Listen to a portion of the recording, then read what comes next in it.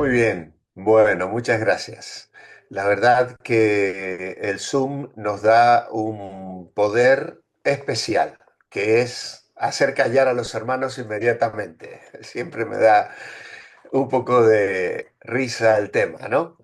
Aunque bueno, luego hay algunos medios rebeldes que vuelven a abrir los micrófonos. Pero bueno, el Señor nos da paciencia y nos ayuda, ¿eh?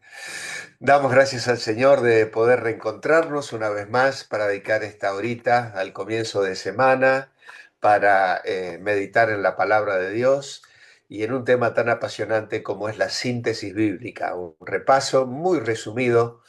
A veces yo lamento un poquito, hoy venía caminando, había hecho una gestión aquí en el pueblo donde vivo y me venía a la mente ciertos pensamientos sobre algunos de los libros que hoy vamos a compartir. Pero claro, si me entusiasmo y nos centramos en un libro, pues no se avanza y hay que cubrir, para eso se llama síntesis bíblica. Ya es bastante más amplia de cuando yo la estudié en el seminario, hace ya muchos años atrás. Así que creo que al paso que vamos, vamos bastante bien y espero que cada uno esté disfrutando del estudio de la palabra de Dios, aunque sea en un pantallazo general. Vamos a pedir la bendición del Señor como lo hacemos siempre. Amado Padre, gracias queremos darte por tu palabra. Ella es hermosa, queremos conocerla más porque al conocerla te conocemos más a ti. También, Señor, nos permite conocernos más a nosotros mismos porque descubre lo que somos en nuestro interior y cuánto tenemos que cambiar. Gracias porque aún así tú nos amas, nos aceptas, nos valoras y nos bendices. Y queremos hoy honrarte y abrir nuestros corazones para que nos hables conforme a lo que cada uno necesita, que eso es lo maravilloso de la obra del Espíritu al leer y estudiar tu palabra. Nos ponemos en tus manos de amor, orando agradecidos en el nombre del Señor Jesucristo. Amén. Muy bien, pues vamos entonces a compartir la pantalla y vamos a mirar el último de los profetas mayores. En este caso se trata del libro del profeta Daniel. En la Biblia griega, es decir, la Septuaginta, esa versión de los 70 que se compuso a lo largo de muchos años en Alejandría, esta Biblia griega ha puesto el libro de Daniel después de Ezequiel. Es, como nosotros lo tenemos, entre los libros proféticos. Sin embargo, la Biblia hebrea, en cambio, lo sitúa en la tercera parte del canon, en la sección correspondiente a los escritos.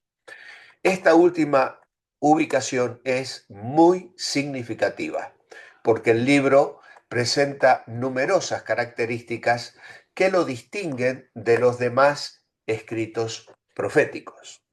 Claro, hay otros libros como el de Ezequiel o incluso Isaías, o luego los que vamos a ver, los profetas menores, donde casi no vamos a encontrar nada acerca de sus autores ni de las circunstancias que ellos vivieron, algunos pantallazos, algunas pinceladas. El caso de Daniel es más amplio, nos relata mucho de la historia de su vida, de sus amigos y de ciertas circunstancias que creo que todos conocemos bien porque suelen formar parte de las historias en la escuela dominical o aquellas que nosotros mismos compartimos en nuestros hogares a nuestros hijos. Estas características permiten definirlo como una obra perteneciente, sin duda alguna, a la literatura apocalíptica. Los escritos apocalípticos tienen rasgos bien definidos de forma y contenido. Uno de los más notables desde el punto de vista literario es que suelen comunicar su mensaje por medio de visiones simbólicas. De ahí que a veces se nos haga muy difícil, por ejemplo, el libro de Ezequiel, o como luego veremos más adelante, el libro del profeta Zacarías, hay un montón de visiones y de símbolos que se nos dificulta bastante entender realmente el mensaje que tenía para el pueblo de Dios en el contexto en el cual fueron dados, pero también en cuanto a lo que podríamos señalar como apocalíptico o lo que tiene que ver con el final de los tiempos. Estas visiones se presentan por lo general de manera imprevista y producen evidente un fuerte impacto emocional. De hecho, aquí en Daniel capítulo 7 y el versículo 28 dice, aquí fue el fin de sus palabras, el ángel estaba dando una visión, dice, y en cuanto a mí, mis pensamientos me turbaron y mi rostro se demudó, pero guardé el asunto en mi corazón. Más adelante en el capítulo 10, verso 8 agrega, quedé pues yo solo y vi esta gran visión y no quedó fuerza en mí. Antes mi fuerza se cambió en desfallecimiento y no tuve vigor alguno. Y repite el verso 17, porque al instante me faltó la fuerza y no me quedó aliento. Incluso se produce un desvanecimiento que llega a comparar casi con una enfermedad física, y esto también es algo que se repite en Apocalipsis capítulo 1, cuando Juan, ante aquella maravillosa visión, cae como muerto a los pies de aquel que estaba contemplando. Y la escena es muy tierna porque él puso su diestra sobre mí diciéndome, no temas, yo soy el primero y el último. De ahí las palabras de Daniel a la persona que se le manifiesta en la visión. ¿Cómo va a poder hablar contigo este siervo tuyo si estoy completamente sin fuerzas y me falta el aliento? Dice en el capítulo 10 y el verso 17. El libro de Daniel consta de dos partes bien diferenciadas. La primera, que va del capítulo 1 al capítulo 6, es de carácter narrativo y tiene como protagonista a un joven judío llamado Daniel. Los relatos de esta primera parte manifiestan una evidente intención didáctica. Todos ellos hacen ver que la sabiduría de Dios es infinitamente superior a la sabiduría de los pueblos paganos y que Él tiene poder para salvar a sus fieles aún en las situaciones más peligrosas. Vamos a ver el horno ardiendo allí, que en su ira Nabucodonosor hizo calentar 7 veces más de lo normal, y luego también veremos a Daniel en el foso de los leones, siendo preservado de la muerte por el ángel del Señor. Luego viene la segunda sesión, que va del capítulo 7 al 12 y que contiene las visiones simbólicas propiamente dichas. Estas visiones desarrollan y amplían algunas ideas que estaban esbozadas en la primera parte, pero difieren de los textos narrativos por su contenido y su expresión literaria. La sección comienza con la visión de 4 animales monstruosos que salen de lo profundo del mar. Estos animales representan los imperios que se van sucediendo en el dominio del mundo, de manera que el simbolismo de la visión enlaza con el de la estatua en el sueño de Nabucodonosor en el capítulo 2. Estos imperios devoran la tierra y la destrozan, pero al final el Señor les arrebatará el poder dejándolos completamente destruidos. Como consecuencia de esta intervención divina, la situación del mundo presente y de la condición humana cambiará radicalmente, porque ya nada podrá oponerse a la soberanía de Dios sobre la creación. En este sentido, el libro de Daniel es un libro que va a señalar la soberanía de Dios sobre todas las naciones de una manera realmente extraordinaria. El cuadro bosquejo que tenéis en vuestro manual del alumno, como ya hemos dicho, coincide con la división que hemos marcado. El capítulo 1 al capítulo 6, donde encontramos la sesión histórica y Daniel interpreta los sueños de otros, porque comienza interpretando el sueño de Nabucodonosor y luego termina interpretando el sueño de su nieto Belsasar. Así que en estos primeros 6 capítulos tenemos a Daniel el profeta, hay una introducción y un escenario donde se nos cuenta de cómo intentan cambiarle el nombre, de su, diríamos así, integridad y su compromiso con Dios a la hora de no aceptar los manjares que venían de la mesa del rey, pero que para un judío era comida contaminada. Y entonces luego se produce el sueño apocalíptico de Nabucodonosor con la respuesta y la interpretación que Daniel ofrece a este rey babilónico. La segunda parte es la sesión profética y en este caso el ángel interpreta los sueños de Daniel. En la primera parte, Daniel interpreta los sueños de otros. En la segunda parte, el ángel mismo interpreta los sueños y las visiones, podríamos decir, que tiene Daniel. Estas profecías, como bien sabéis, son sumamente importantes.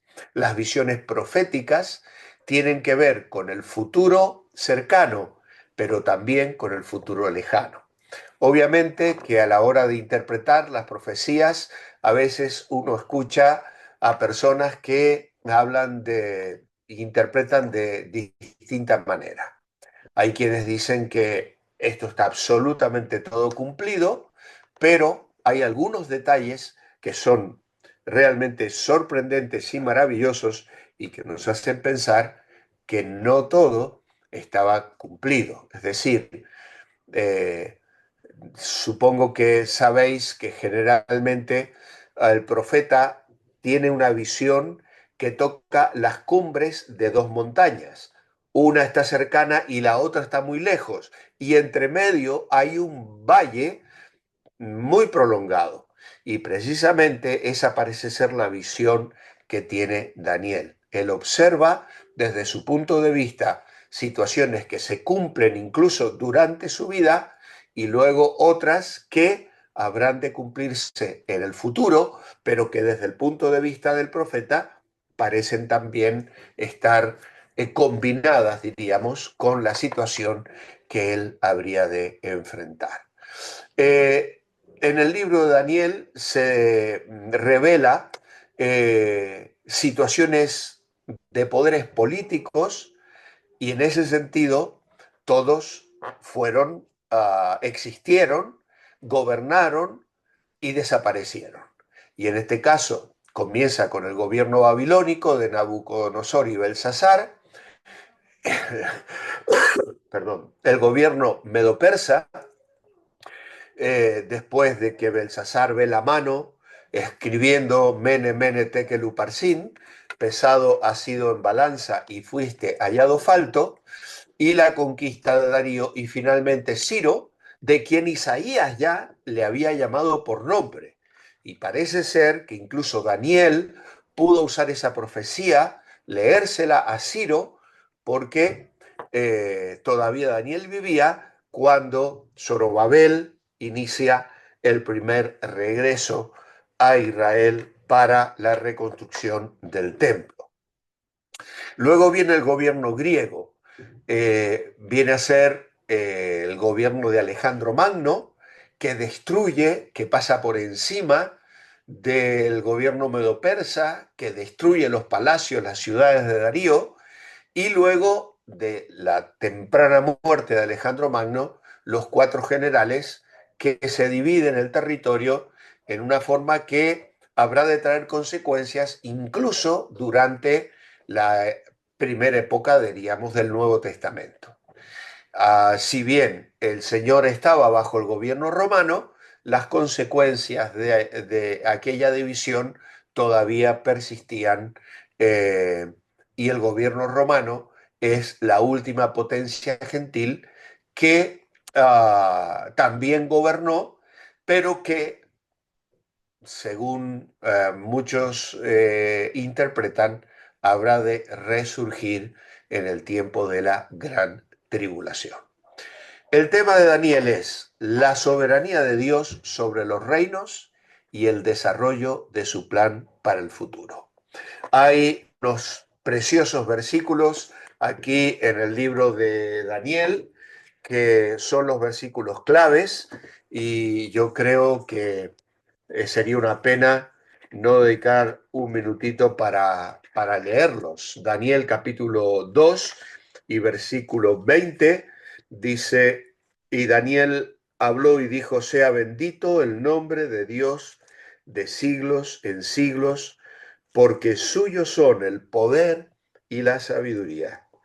Él muda los tiempos y las edades, quita reyes y pone reyes, da la sabiduría a los sabios y la ciencia a los entendidos. Él revela lo profundo y lo escondido, conoce lo que está en tinieblas y con él mora la luz. Y luego en el capítulo 4, los versículos 34 al 37, es Nabucodonosor el que da esta palabra, diríamos, esta declaración, donde él dice que alzó sus ojos, la razón le fue devuelta, bendijo al Altísimo y glorifiqué al que vive para siempre, cuyo dominio es sempiterno y su reino por todas las edades. Todos los habitantes de la tierra son considerados como nada, y él hace según su voluntad en el ejército del cielo y en los habitantes de la tierra, y no hay quien detenga su mano y le diga, ¿qué haces? Y él vuelve aquí a hablar de su experiencia y la restauración de su reino, y entonces acaba diciendo, alabo, engrandezco y glorifico al Rey del cielo, porque todas sus obras son verdaderas, sus caminos justos, y él puede humillar a los que andan en soberbia. Creo que es un mensaje que ojalá lo pudiesen escuchar los poderosos. Se están reuniendo, están decidiendo sobre las guerras en Europa, en Rusia, en Ucrania, y cómo quisiéramos que ellos pudiesen recordar que al final el cielo gobierna y que ellos un día también tendrán que dar cuenta, porque si están donde están es porque Dios les ha colocado allí. Y nosotros oramos por ellos y clamamos para que Dios les utilice para un tiempo de paz, aunque da la sensación de que nos encaminamos a una etapa de mayor falta de paz, especialmente aquí en Europa, donde todo el tema actual es el tema del rearme. Hay que volver a invertir en defensa, hay que armar los ejércitos, hay que fortalecerse para la guerra. Y esto realmente casi que nos asusta. Así que el libro de Daniel, como digo, bueno, hay otro apartado allí que es Cristo en Daniel, perdonad, Cristo en Daniel. Y él está representado en esa roca que va a demoler la estatua con la que Nabucodonosor había soñado, y es que él será la roca que aplastará a los reinos de la tierra. El Hijo del Hombre también, el libro de Daniel es quien hace mención de este título que luego el Señor Jesucristo utiliza para sí mismo en reiteradas ocasiones en los evangelios. Y claro, aquí en Daniel capítulo 9, versos 25 y 26, se habla de que se le quitará la vida al Mesías. Así que son textos mesiánicos claros y donde se nos presenta la persona y la obra del Señor Jesucristo de una manera muy concreta. ¿Por qué es tan importante el libro de Daniel? Bueno, como hemos dicho, establece la validez de esa profecía predictiva. Y además Daniel sienta las bases para comprender la profecía del final de los tiempos, principalmente el libro de Apocalipsis en el Nuevo Testamento. Sin embargo, lo más importante es lo que acabamos de señalar. Daniel enfatiza que el Señor tiene dominio sobre todos los reinos de la tierra, incluso en los tiempos malos, cuando prevalecen imperios malvados. Hay dos palabras claves del libro, que son rey. Esta palabra es usada más de 150 veces en Daniel, y la palabra reino, que es usada 50 veces. Pero sobre todo, Daniel enseña que el Dios de Israel es el soberano del universo, cuyo dominio, como hemos leído, es sempiterno y su reino por todas las edades. Así que es un libro cuya historia se desarrolla durante un tiempo de juicio en una nación extranjera. Ya no estamos en Jerusalén, estamos en Babilonia, y el contraste con la cultura y su idolatría, o por el relato del arrogante Nabucodonosor, el libro describe el resplandeciente poder de Dios de una manera magnífica y majestuosa. Así que la idea principal de Daniel es la soberanía absoluta de Dios sobre todas las naciones, aún las más arrogantes y poderosas. Llegará el anciano de días para salvar a su pueblo de las fuerzas del mal.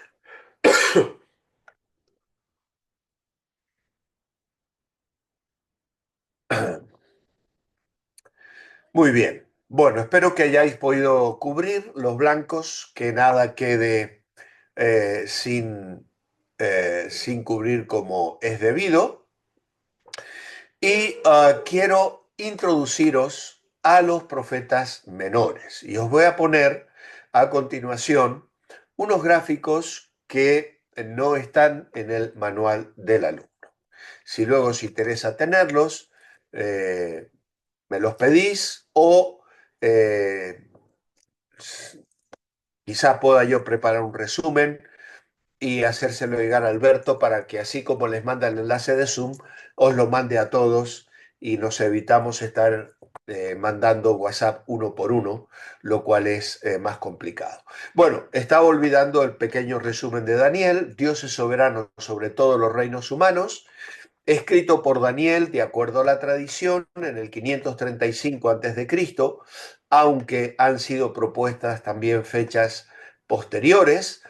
El mapita que nos habla de la situación de Judá, diríamos así, que Daniel es trasladado a Babilonia. Luego, la caída de Babilonia, surge Persépolis como capital del reino medo-persa, Susa, y esto ya nos hace pensar más en el libro de Esther, ¿no? Que son todos estos territorios donde estos imperios se desarrollaron. ¿Qué cronología tenemos? Bueno, Daniel y sus amigos son llevados a Babilonia.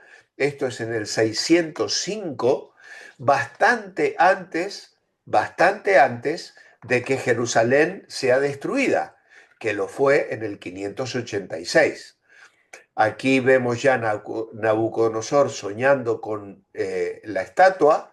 Luego, más tarde, vemos a Daniel en una visión de cuatro bestias. Ve una visión de un carnero y una cabra. Interpreta la escritura sobre la pared de Belsasar ya en el 539 a.C. Y allí el ángel Gabriel le da a Daniel el mensaje de las 70 semanas, que es ese tema tan controversial, porque se cumplen 69 semanas y hay una semana de 7 años que muchos identifican con los 7 años de la gran tribulación, que aún están para cumplirse. Finalmente, Daniel es echado en el pozo de los leones, sobrevive, aún vive varios años más, y finalmente en el 536 aproximadamente, ya siendo una persona muy, muy, muy anciana, tiene su visión final. Las experiencias de Daniel en Babilonia, del 1 al 6, y las visiones de Daniel de los eventos futuros. Este sería, diríamos, el bosquejo que ya lo tenemos plasmado en el cuadro que hemos presentado. Y entonces si entramos a los profetas menores. Aquí tenemos un anticipo de lo que os voy a mostrar. Cada uno de estos círculos nos muestra los profetas menores en, diríamos, la época en la que cada uno de ellos profetizó. Joel, Amós, Jonás, Oseas y Miqueas. Lo hicieron antes de la caída de Samaria, es decir, en el año 722, mientras las 10 tribus de Israel todavía estaban como un reino, muchas veces opuesto a Judá, otras veces en connivencia con él, pero mayoritariamente un reino rebelde, como lo vamos a ver en el siguiente gráfico.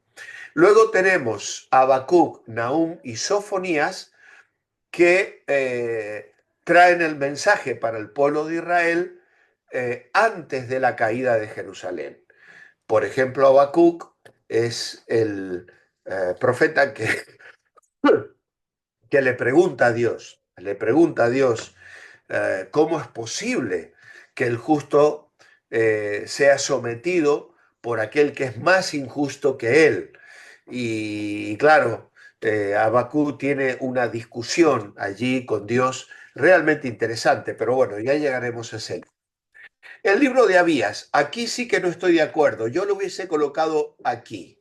Abdías en este gráfico se coloca después de la caída de Jerusalén, pero luego vamos a ver otros gráficos donde mayoritariamente se le ubica entre los primeros de los profetas. Y luego de ser llevados cautivos, viene el retorno de los judíos a Jerusalén con Zorobabel y surgen allí los últimos 3 profetas menores que son posexílicos, es decir, Ageo, Zacarías y Malaquías. El siguiente gráfico es realmente interesante.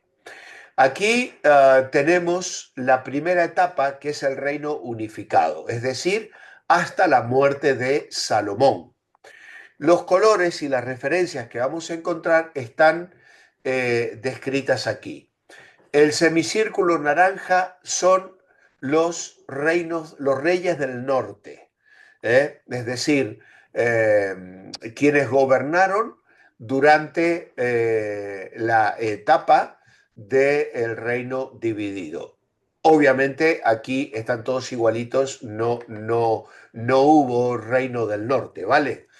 Luego tenemos el rey del sur, y aquí sí nos encontramos con Saúl, con David y con Salomón, que a su vez tenemos aquí estos colores diferentes porque el color azul oscuro nos habla de un rey malo, el color dorado nos habla de un rey bueno y el color naranja nos habla de un rey fluctuante.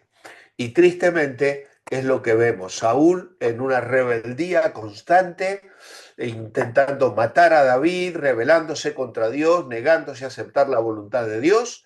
Luego David, un hombre que gobierna durante 40 años bajo la guía y la dirección divina. Y finalmente Salomón, que tiene un buen comienzo y un mal final. En medio de todo esto está Isboset, es decir, cuando muere Saúl, Isboset, el hijo de Saúl, rige en una de las tribus, y es un puntito aquí muy pequeñito, durante 2 años, y casi se produce una guerra civil entre quienes seguían a David y quienes estaban con la familia de Saúl. Los profetas, estos son los de color verde, y aquí tenemos a Samuel y Natán, de quienes ya hemos hablado en su momento. Luego tenemos la descripción de el reino dividido. Entonces, aquí debajo vamos a encontrarnos con Roboam y Abías, que uno gobierna 17 años, el otro 3, ambos rebeldes contra Dios. Asa, que es un hombre de bien, que vuelve su corazón al Señor, y Josafat. Luego tenemos a Joram, a Ocosías y a Atalía, en un periodo de regicidio, donde ella mata a todos los hijos y uno solo, Joás, se libra milagrosamente, es guardado por el profeta. Mientras tanto, en el reino del norte, todos los reyes que van a estar gobernando son nefastos. No hay un solo rey que haya gobernado en el temor de Dios. Todos son de color oscuro. Así que unos gobiernan más, otros menos. Hay algunos que apenas están 2 años, otros muchos más años, pero tristemente cada uno de ellos se vuelca a la idolatría, a la rebeldía y a vivir en contra de la voluntad del Señor. En medio de estas situaciones surgen los profetas, mayormente en el reino del norte. Y aquí tenemos a Elías, a Eliseo y Abdías, que recién les decía yo que debía ser colocado un poquito más temprano en la historia de Israel. Esto se discute, ¿vale? Se discute, es una cronología aproximada y no podemos tampoco ser demasiado dogmáticos porque en una profecía tan cortita no siempre encontramos los detalles suficientes para ubicar la profecía y el ministerio del profeta con los suficientes argumentos cronológicos para señalarle en un tiempo determinado. El siguiente gráfico repite la última parte de aquí, y aquí lo tenemos otra vez, Elías, Eliseo y tal, pero a partir de Amasías, Joás, Amasías, Azarías y Jotán en el reino del sur, nos encontramos con estos reyes ambivalentes que no se definen realmente, son medios buenos o medios malos, mientras que en el reino del norte todos siguen siendo rebeldes. Y allí surgen también Amós y Oseas para traer el mensaje fundamentalmente al reino del norte, lo cual no quita que algunos de ellos también ministraran un mensaje que era aplicable al reino del sur. Muy bien, alguien nos ha metido aquí una pequeña y la sacamos. Muy bien. Y el último gráfico ya lo tenemos con la caída del reino del norte. El último rey es Oseas y Siria conquista Samaria y el reino del norte es llevado cautivo. Es la época en la que Nahum también trae su profecía para eh, para este pueblo rebelde. A ver si podemos quitar esta. Vale, gracias hermanos. Si alguien a veces raya la pantalla, le agradeceríamos que intenten no hacerlo. Y luego tenemos tristemente la caída de Jerusalén. En este último bloque de, diríamos, la caída de Samaria, es decir, el reino de Judá ha observado el castigo que Dios ha traído sobre las 10 tribus. Y aún así, Manasés, Amón, Josías se levanta como un hombre que le prolonga un poco la vida al pueblo de Judá, y es allí donde surge la mayoría de los profetas. Algunos de ellos, los que reconocemos como profetas mayores, Jeremías, Daniel y Ezequiel, y luego están aquí también Habacuc, Sofonías, Nahum y Micaías. Algunos de estos profetas no escribieron ni una sola palabra. Por ejemplo, Micaías o Elías y Eliseo o Natán no dejaron nada escrito, pero sí hubo otros que plasmaron su mensaje y lo tenemos hoy recogido en las páginas de la palabra de Dios. Y el gráfico termina entonces con el regreso de la caída de Jerusalén, pero luego Ageo, Zacarías y Malaquías serán quienes habrán de ministrar a una nación que retornará otra vez a Jerusalén para reconstruir el templo y los muros. Muy bien, hermanos. Entonces, con esta breve introducción cronológica, que creo que nos ayudará mucho, aunque claro, las Biblias los tenemos por el orden que tenemos, pero bueno, es interesante saber bajo qué reinos. Por eso yo os recomiendo mucho la Biblia cronológica. Yo estoy este año disfrutándola muchísimo, la Biblia en orden cronológico.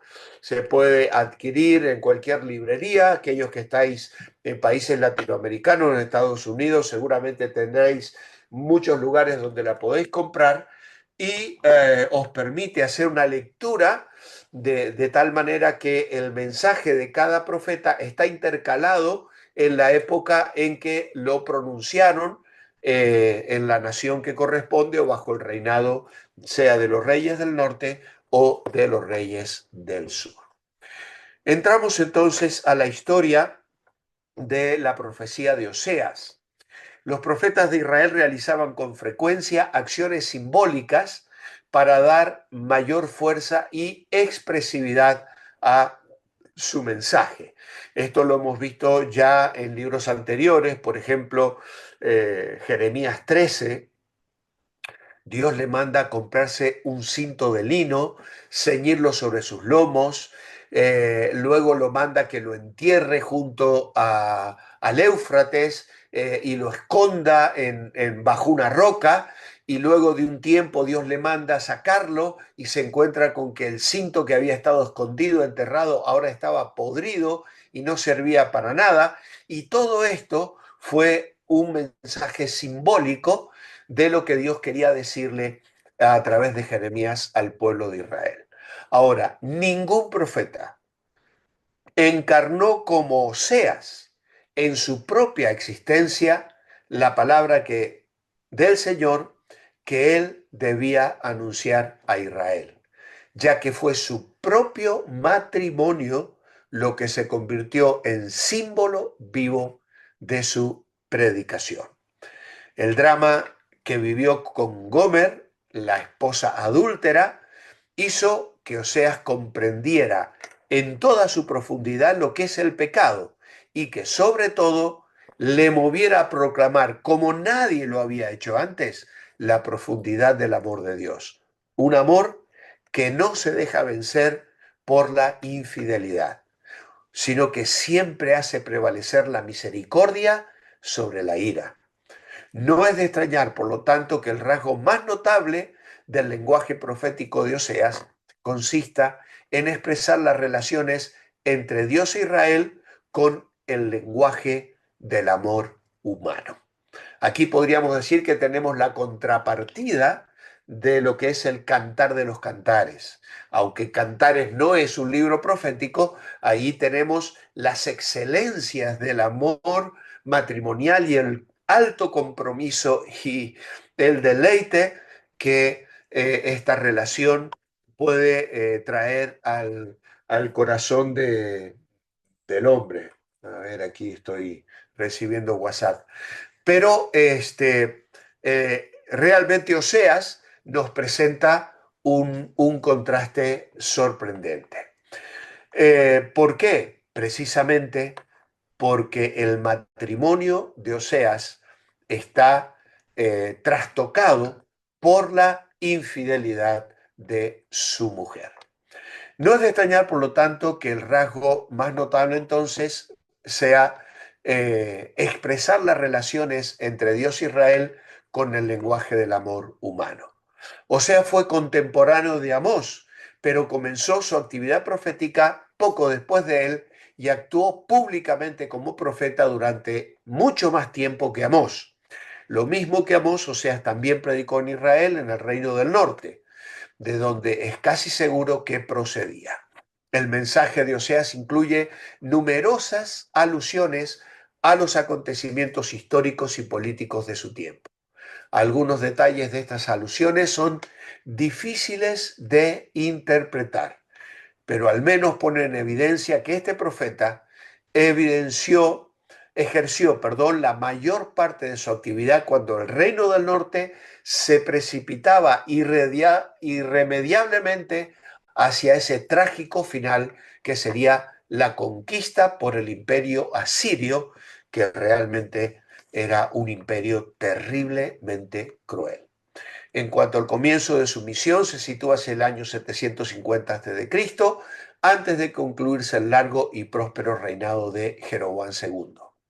El libro de Oseas comprende dos grandes partes. Los tres primeros capítulos forman un conjunto que se caracteriza por su unidad temática.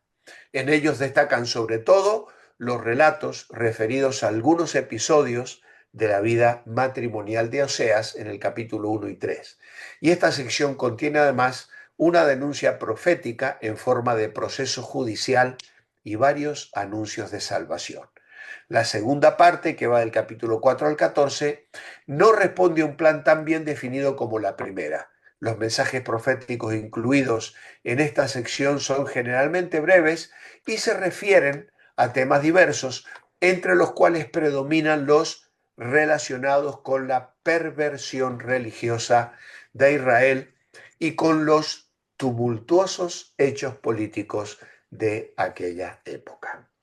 Tal era la idolatría y la rebeldía de los reyes y de esta nación que Dios no tuvo mejor manera de comunicar ese mensaje del dolor de su corazón que ejemplificarlo con una mujer que, infiel a su marido, se prostituye y a pesar de ello su marido la busca, la redime, la trae, ella se vuelve a prostituir y él nuevamente la rescata y la trae. Y esto realmente es un cuadro extraordinario del amor y de la misericordia que Dios tiene para con ese pueblo tan rebelde. Así que, como hemos dicho, se está dividido en dos partes. La primera, del capítulo 1 al 3, es personal, la agonía de tener un cónyuge infiel. Vemos aquí el matrimonio, los hijos, la separación y la reunión, la esposa adúltera, el esposo fiel, ve primero, le manda a casarse con una prostituta y luego ve y ama otra vez a tu esposa. Es el mensaje, el mandato que Oseas recibe de parte de Dios. La segunda parte ya es más nacional y ahora es la tragedia de un pueblo infiel. Y hay una serie de sermones que declaran el pecado del pueblo, pero también reflejan el carácter de Dios.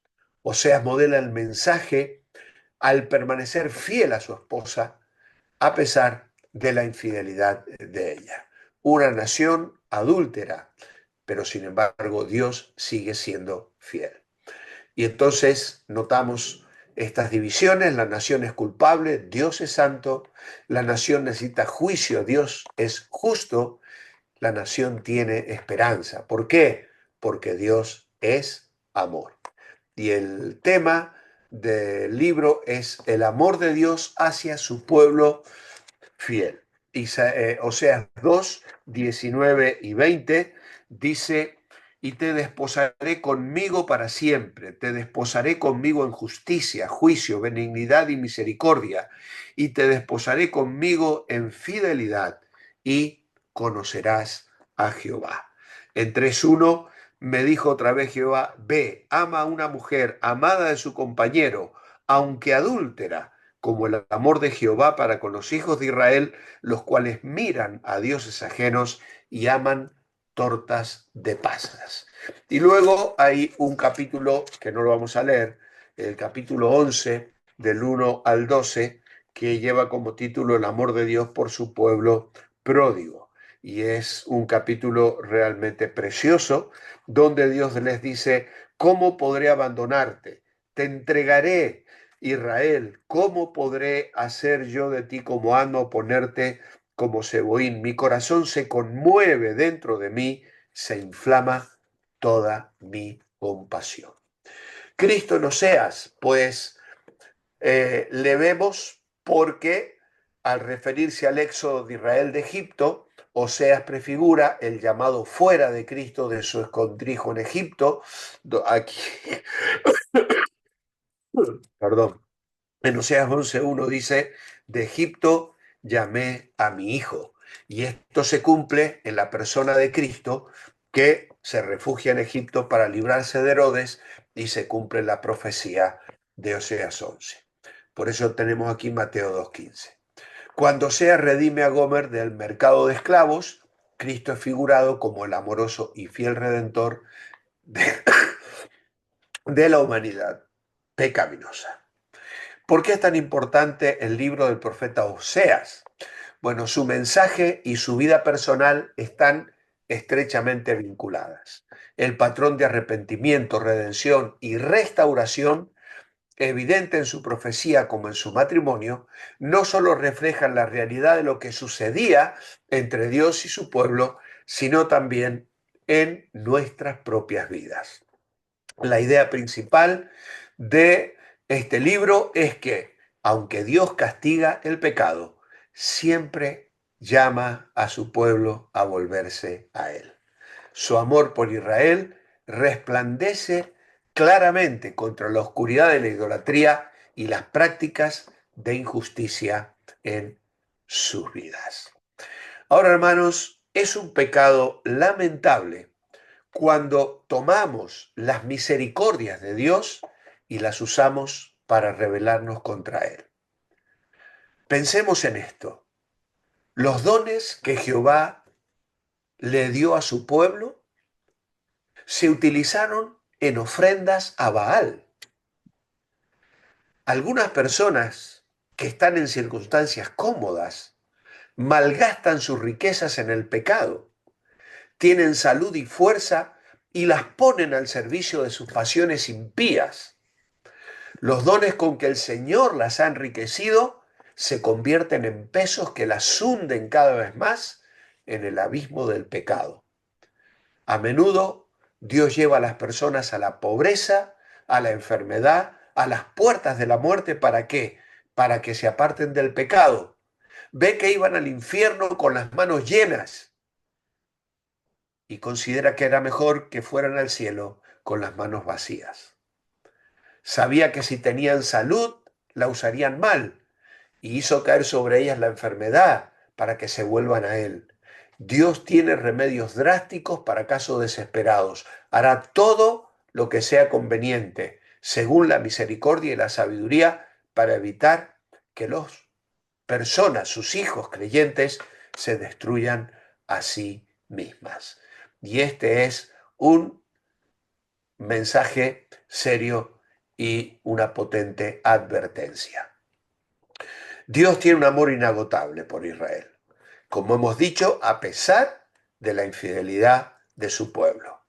Oseas profetizó en el reino del norte entre los años 750 al 710 y la cronología la tenemos aquí. Usías reina en Judá, Jeroboam en el norte, luego muere y Usías también muere y Jotán es hecho rey de Judá. Jotán muere y Acaz es hecho rey de Judá. Asiria conquista Israel, se produce la caída de este reino que casi que desaparece de la historia y por eso muchos piensan que esas 10 tribus se han perdido, aunque yo sostengo que se mimetizaron con la tribu de Judá. Cuando el reino se dividió, miles de creyentes fieles de las tribus del norte se radicaron en el reino del sur porque no quisieron entrar en connivencia con la idolatría que Jeroboam obligó al pueblo sometió al pueblo.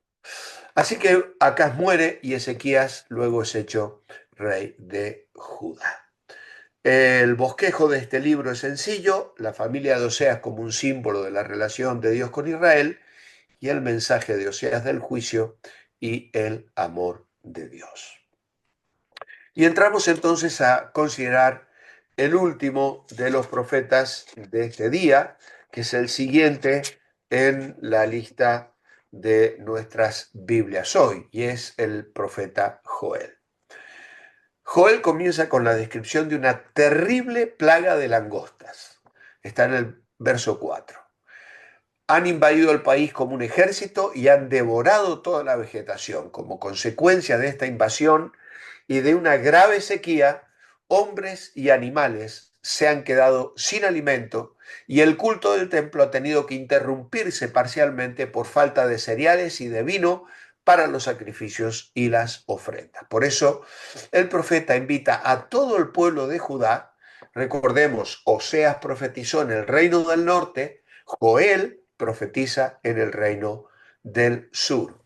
Y este profeta invita a todo el pueblo de Judá a congregarse en el propio templo para celebrar un día de ayuno y duelo, aunque eso sí, advirtiendo al mismo tiempo que la verdadera conversión no consiste de ritos externos, sino en volverse al Señor de todo corazón. Y es lo que dice en el capítulo 2 y verso 12. Por eso pues ahora, dice Jehová, convertíos a mí con todo vuestro corazón, con ayuno, lloro y lamento. Rasgad vuestro corazón y no vuestros vestidos, y convertíos a Jehová vuestro Dios, porque misericordioso es y clemente, tardo para la ira y grande en misericordia, y que se duele del castigo. Se duele del castigo. Ahora bien, la mirada de Joel no se detiene únicamente en la consideración de las calamidades presentes. Estas son sólo el previo anuncio del día del Señor, es decir, del momento en que Dios, como Señor y juez universal, juzgará a pueblos y naciones.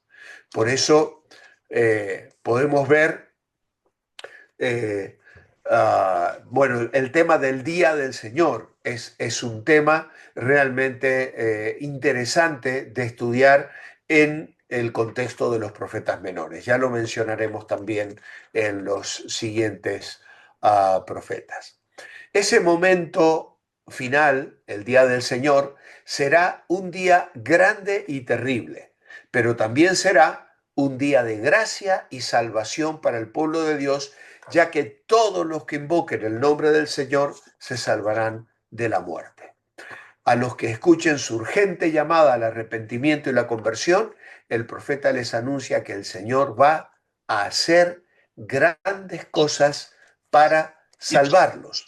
Entre estas promesas relativas al futuro sobresale el anuncio del derramamiento del Espíritu que el Señor dará sin medida a su pueblo fiel. Cada uno en Israel, sin distinción de edad, sexo, condición social, recibirá en plenitud el don del Espíritu y de ese modo se cumplirá el deseo de Moisés.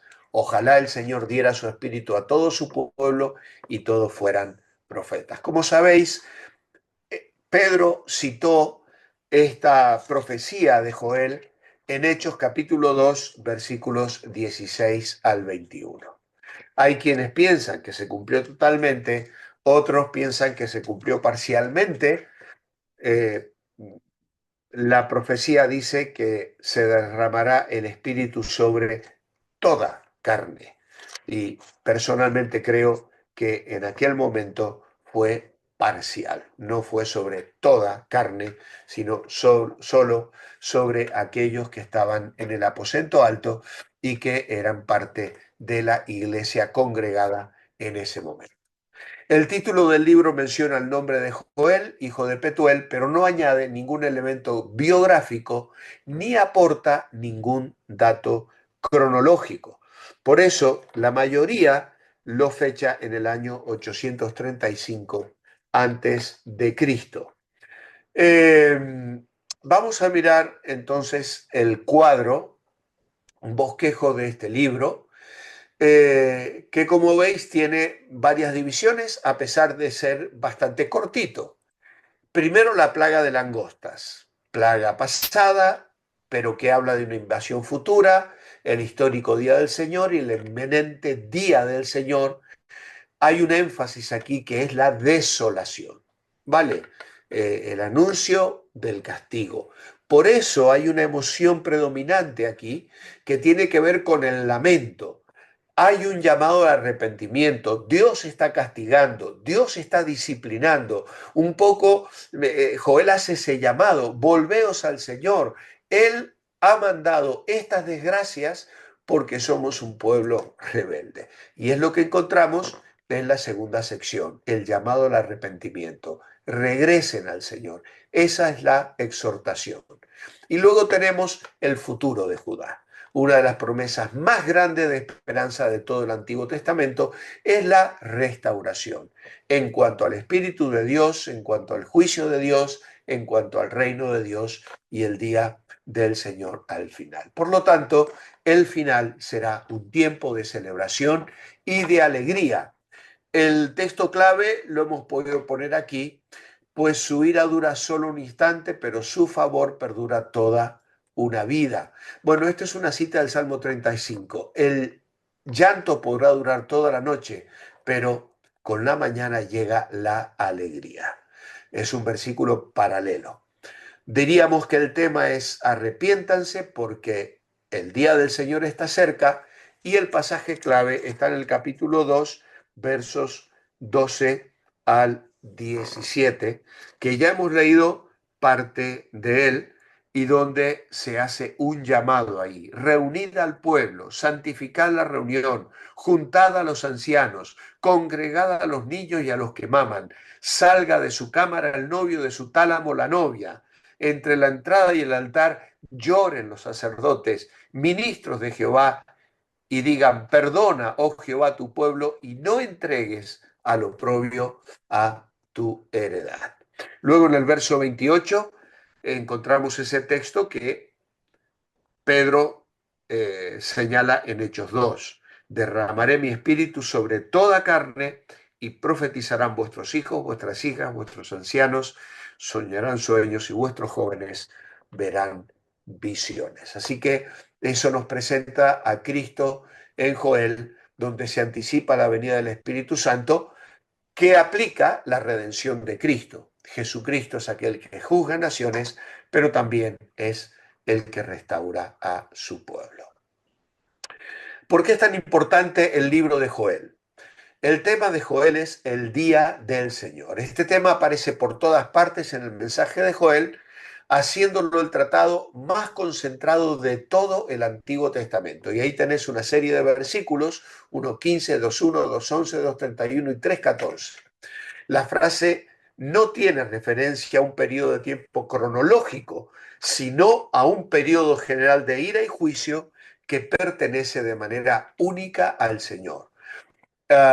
Es exclusivamente el día que revela su persona, poderoso, fuerte, santo, y de esta manera aterra a sus enemigos.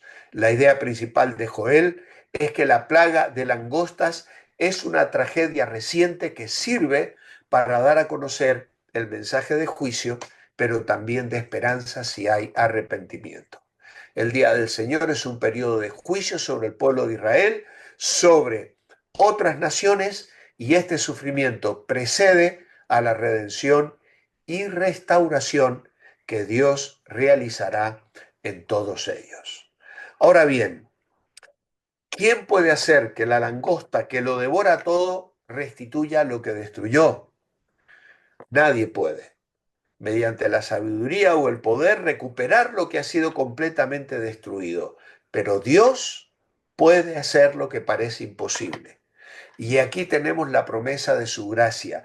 Dios le dice a su pueblo, restituiré los años que comió la langosta. Al darle a su pueblo arrepentido las mayores cosechas que la tierra podía producir naturalmente, el Señor podía devolverles todo lo que habrían tenido si las langostas nunca hubieran llegado. Y hermanos, Dios puede restaurar nuestras vidas, que hasta ahora han sido arruinadas, devoradas por la langosta y el pecado, al darnos su gracia en el presente y en el futuro. Todavía puede hacer que sean plenas, dichosas y útiles para su alabanza y gloria. Tu vida y mi vida es una gran maravilla, pero Dios es un Dios de maravillas y en el reino de su gracia los milagros son habituales. Así que, amados hermanos, en este profeta menor hay un mensaje de esperanza, de gracia y de misericordia de un Dios que restaura. Así que el llamado al pueblo de Dios es al arrepentimiento, porque se aproxima el día del Señor. Es un día de juicio. Tenemos que estar a bien con él. Escrito por Joel, que profetizó en Judá en algún momento entre el siglo octavo y el siglo cuarto antes de Cristo. Se deja ahí un abanico allí de muchos años, aunque mayormente se le coloca en los primeros años. Este mapa ya lo conocemos bien. La cronología, pues vemos cómo Israel existe como dos reinos divididos. Luego Asiria conquista a Israel, Babilonia conquista a Judá, se produce el exilio. Luego Ciro decreta que los judíos vuelvan y el templo es reconstruido. Pero Joel, como hemos visto, está profetizando mucho antes de que todo esto acontezca. La plaga de langostas, el día del Señor, juicio sobre el pueblo de Dios, y el día del Señor, consolación para el pueblo de Dios y también juicio sobre las naciones rebeldes al Señor. Así que, hermanos, con esto entonces concluimos la clase de hoy con estos tres apasionantes libros que espero hayáis podido disfrutar de esta noche y que el Señor nos siga bendiciendo y moviendo nuestros corazones a asombrarnos con la hermosura de la palabra de Dios. Muchas gracias por vuestra atención, por acompañarnos como cada lunes. Muy buenas tardes y buenas noches para todos. Que el Señor os bendiga ricamente.